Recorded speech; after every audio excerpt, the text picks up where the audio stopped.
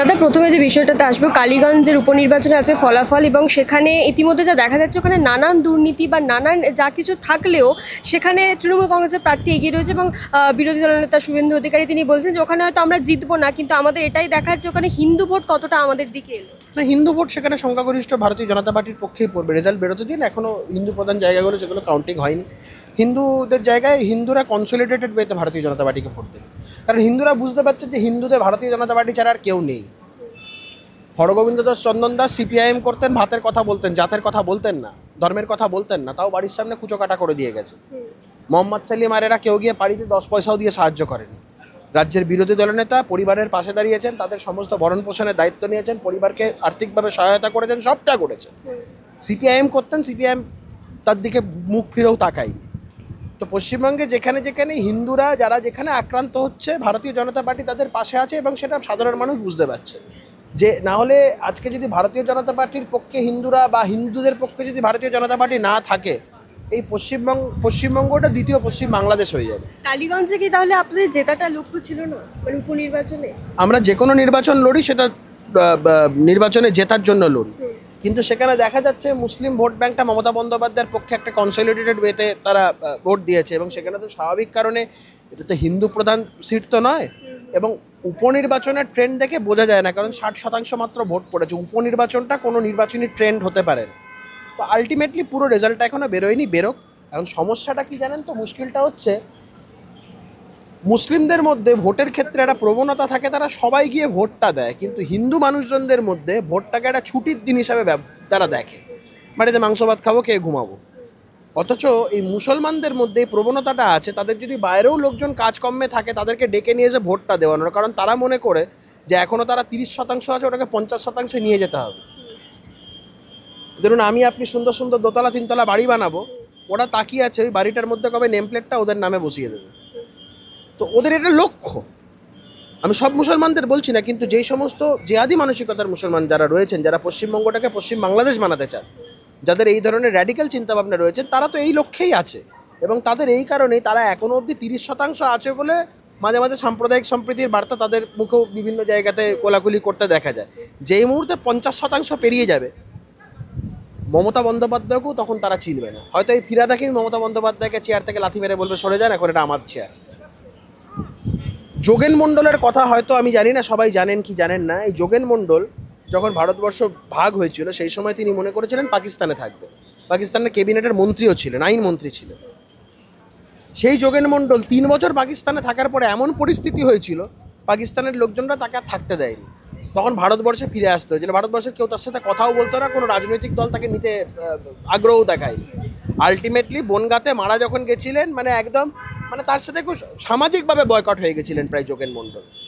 যে যোগেন মণ্ডল একটা সময় সাম্প্রদায়িক সম্প্রীতি, দলিত মুসলিম ইউনিটি নিয়ে এত কথাবার্তা বলেছিলেন, সেই যোগেন মণ্ডল জীবনের শেষ একদম শেষ দিকে এটা বুঝতে পেরেছিলেন তিনি যে একজন হিন্দু হয়ে সাম্প্রদায়িক সম্প্রীতির কথা বলাটা যতটা সহজ, মুসলমানরা সেইভাবে সাম্প্রদায়িক সম্প্রীতি বিষয়টাকে সেইভাবে গ্রহণ করে না।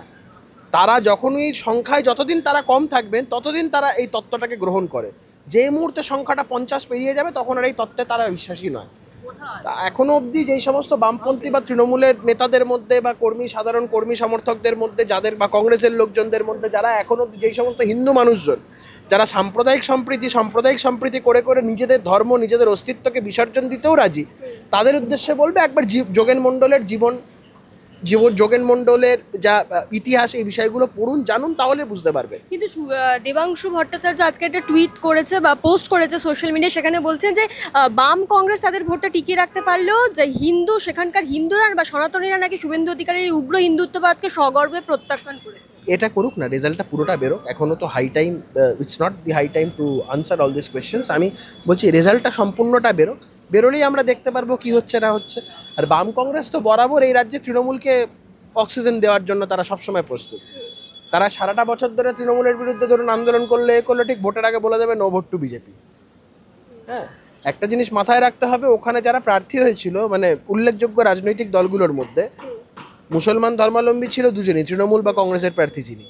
সনাতনী হিসাবে একমাত্র ভারতীয় জনতা পার্টির প্রার্থী ছিলেন। তো সেটা যা রেজাল্ট হবে সেটাতে বোঝা যাবে আলটিমেটলি যে মানুষ কার পক্ষে আছে কার পক্ষে নেই। আমরা তো বলছি পশ্চিমবঙ্গে আমরা 70% মানুষের পক্ষে গর্ব করে বলছি এবং বুক ঠুকে বলছি, কারণ 30%-এর দায় আমাদের নয়। কারণ আমরা এই 30%-এর পক্ষে দীর্ঘদিন ধরে কথা বলেছি, কিন্তু তারা সেটা গ্রহণ করতে রাজি নয়। তারা মমতা বন্দ্যোপাধ্যায়কে নিজেদের মেসিয়া বলে মনে করে। তারা মনে করেন মমতা বন্দ্যোপাধ্যায় হচ্ছে তাদের একমাত্র রক্ষাকর্তা। কিন্তু সাধারণভাবে পশ্চিমবঙ্গে মুসলমানদের যে জীবনযাত্রা, যে মান উন্নয়নের জায়গাটা, সেটা যদি বিগত কয়েক বছর ধরে দেখেন যে সরকারি চাকরির ক্ষেত্রে মুসলমানদের জায়গাটা কোথায়, এডুকেশনের ক্ষেত্রে মুসলমানদের জায়গাটা কোথায়। সাধারণ মুসলমান বাড়ির লোকজনকে গিয়ে বলছে মাদ্রাসা বাড়াবো, মাদ্রাসা হবে, মাদ্রাসা হবে। ফিরহাদ হাকিমের মেয়ে বা ফিরহাদ হাকিমের বাড়ির লোকজন কোন মাদ্রাসায় পড়েছে? সিদ্দিকুল্লাহ চৌধুরীর বাড়ির লোকজনেরা কোন মাদ্রাসায় পড়েছে? তখন তাদের বেলার ক্ষেত্রে ইংলিশ মিডিয়াম বড় বড় স্কুল পয়সা করি খরচা করে পড়াবে, কিন্তু সাধারণ গরিব বাড়ির মুসলমানদের মাদ্রাসার লোভ দেখাবে। তো এই জায়গাটা মুসলমান শ্রেণী বা মুসলমান সমাজ হয়তো বুঝতে পারে না। ভারতীয় জনতা পার্টিকে তারা শত্রু মনে করেন। শত্রু মনে করলে করবে, কোনো অসুবিধা নেই। সাম্প্রদায়িক সম্প্রীতির ঠেকা একমাত্র আমাদের নয়। গর্ব করে বলছি 70% মানুষের কথাই আমরা বলবো, তাদের হয়েই কথা বলবো। কিন্তু এরা যে কোনো নেতা বা মন্ত্রীর ছেলেমেয়েরা কি সরকারি স্কুলে পড়ে, সেটা হিন্দু হোক কিংবা মুসলমান? না, মুসলমানদের ক্ষেত্রে। হিন্দুদের তো সংস্কৃতি ট্রোল করার কথা তো কোনো হিন্দু নেতা বলে না, যে সংস্কৃতি ট্রোলে বাচ্চাদের পড়ান, বলে না তো। মুসলমানদের ক্ষেত্রে মাদ্রাসার প্রবণতাটা আছে। আমি সেই জন্যই বলছি যে মাদ্রাসার কথা যারা বলছে তাদের উদ্দেশ্যেই বলছি, যে যেই সমস্ত মুসলমান নেতারা মাদ্রাসা মাদ্রাসা করে চিৎকার করে, মুসলমানরা তো তাদেরকে কোনোদিন পাল্টা জিজ্ঞাসা করে না, দাদা আপনার ছেলে কোন মাদ্রাসায় পড়ে বা আপনার মেয়ে কোন মাদ্রাসায় পড়ে। সুকান্ত মজুমদার যখন রজত শুভ্র মুখার্জির বাড়ি যেতে গিয়ে তাকে বাধা পেতে হয় এবং সেখানে তিনি একটি মন্তব্য করেন মূলত আইন নিয়ে, এবং তার মন্তব্য সুকান্ত মজুমদার যেটা বলেছেন সেটাকে তো সম্পূর্ণ একটা অন্য আঙ্গিকে দেখা হচ্ছে। এই একই জিনিস পঙ্কজ দত্তর সাথে করা হয়েছিল। লোকটা আলটিমেটলি মেন্টাল ডিপ্রেশনে পড়ে, মানসিক চাপে পড়ে লোকটা মারা গেল, এবং সরকারের এই ধরনের অত্যাচার, এই ধরনের নিপীড়নের কারণে। তো সুকান্ত মজুমদারকে ওসব কিছু করতে পারবে না। তবে হ্যাঁ, আমি সুকান্তদাকে একটা জিনিস বলবো, সুকান্তদা একটা জিনিস হয়তো ভুল করেছেন, দুজনকে একই পংক্তিতে ফেলা উচিত নয়। যাদের কথা বলেছেন সোনাগাছির যারা, তাদেরও কোথাও নীতি নৈতিকতা আছে, পুলিশ সেটাও হারিয়ে ফেলেছে।